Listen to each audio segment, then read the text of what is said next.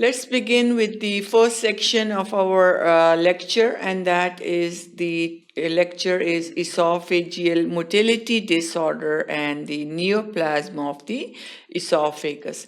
And in this first section now we will talk about the conditions like hypermotility of esophagus and also hypomotility disorders. Then we will talk about the cricopharyngeal spasm and also the condition known as diffuse esophageal spasm. So motility disorders of the esophagus, as we mentioned in the beginning, we have hypermotility.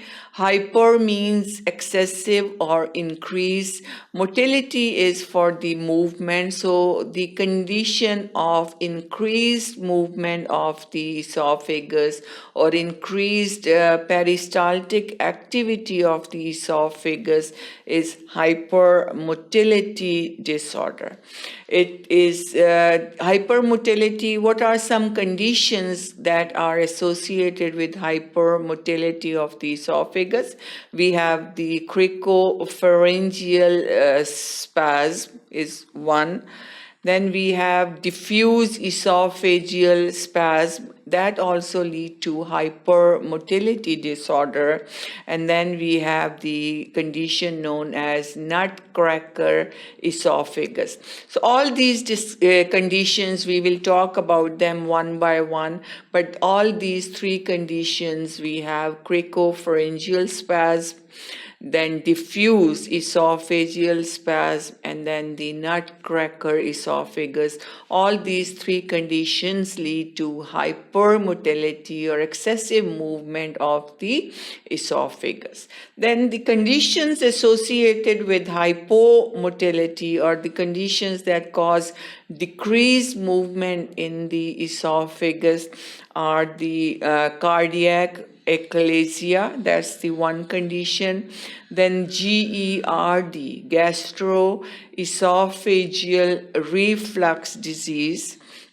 And then we have the conditions like scleroderma and ALS or amyotrophic lateral sclerosis. So all these are the conditions associated with the hypermotility disorder of esophagus and hypomotility. One is increased movement of esophagus, one is decreased movement of the esophagus. And if you see, the esophagus is the elongated tube that carries the food from the pharynx to the, or from the throat to the stomach. So it's a long tube that is responsible for the carrying of the food.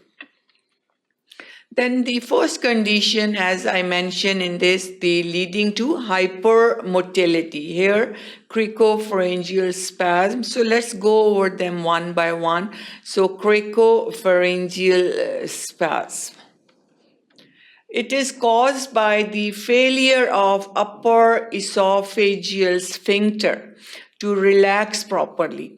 Remember that all the openings in the body, they are controlled by the sphincters. Sphincters are the openings that allow the substance to go from one to another, and then they close and open, contract or relax to allow the food particle or in the rectum to allow the passage of fecal matter. So sphincters are the areas of protection. They are protective when there is opening in the organism. So in this, if you see, it is failure of upper esophageal sphincter to relax properly. So it's not relaxing properly, there is a spasm. Spasm means inability to relax. They keep in a state of mild contracting phase. So there is incoordination between relaxation of upper esophageal sphincter and simultaneous contraction of the pharynx. So cricopharyngeal spasm, it is the failure of upper esophageal sphincter. So pharynx leads to esophagus. So if it's the upper esophageal sphincter, it means there is problem in entering of the food from the pharynx into esophagus. So it's not relaxing properly. So one organ that contracts already leads, and one is not properly, sphincter is not properly opening. So this can cause incoordination. Coordination between the two organs is affected and is poor. So as the name shows, cricopharyngeal spasm. And in this picture again, if you see, there is a spasm, there is a failure of relaxation. So the food is not able to pass from one organ to another, and the two organs that are involved in this case are the pharynx and esophagus.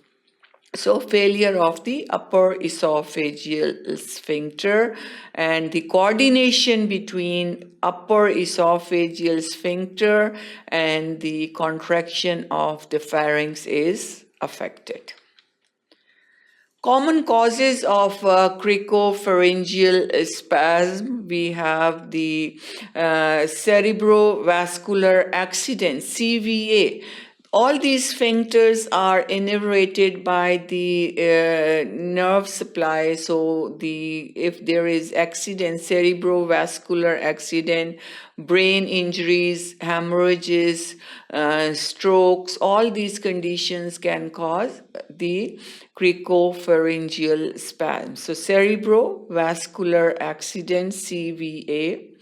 Then Parkinson's disease also affect the cricopharyngeal, cause cricopharyngeal spasm, bulbar polio, multiple sclerosis, and muscular dystrophy. So if you see all these conditions, they have linkage with the brain and the nerve supplies, and they can affect and they can cause the cricopharyngeal spasm. Cerebrovascular accident, then we have Parkinson's disease, bulbar polio, multiple sclerosis, again in which there is damage of the sheath, muscular dystrophies. All these can cause cricopharyngeal spasm.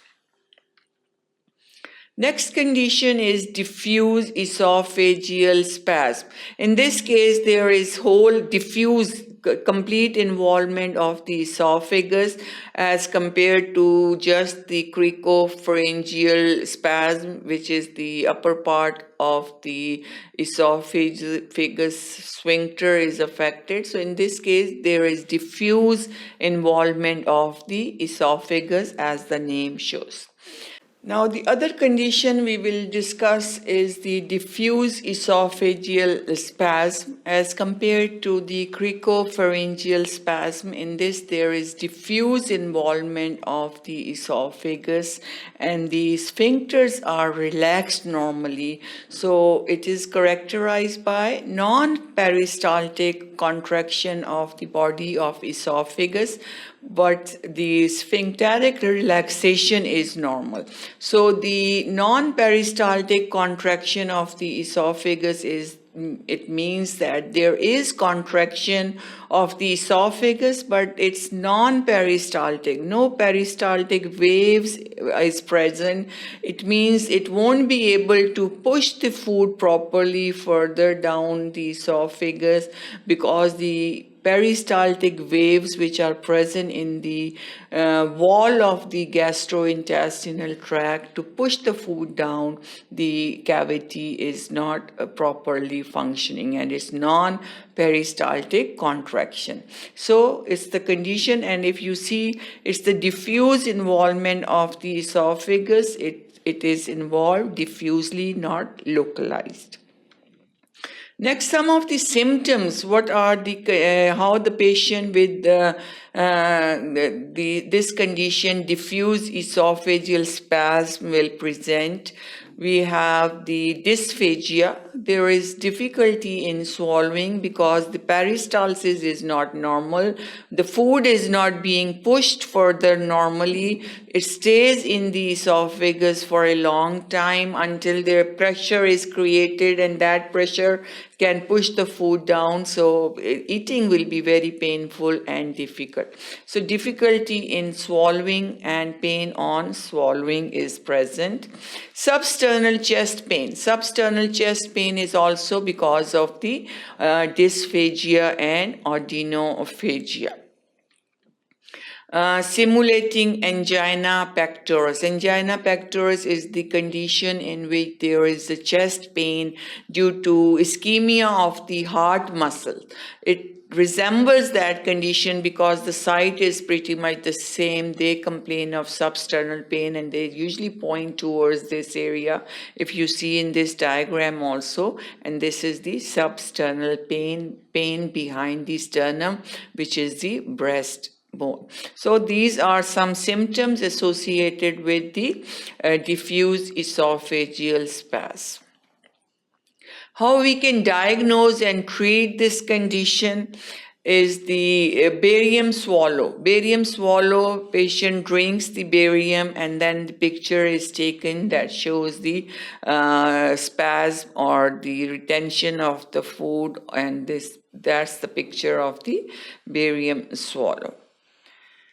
Segmented esophageal spasm, you can see segmented esophageal spasm, rosary beads, corkscrew type esophagus. These are some characteristic features of diffuse esophageal spasm on the barium swallow. Manometry shows normal relaxation of the sphincters on swallowing. So relaxation of the sphincter, as I mentioned, is normal. They relax normal. The problem is in the contraction of the esophagus. That contraction is non-peristaltic contraction. So that concludes the first section. Thank you for watching sqadia.com.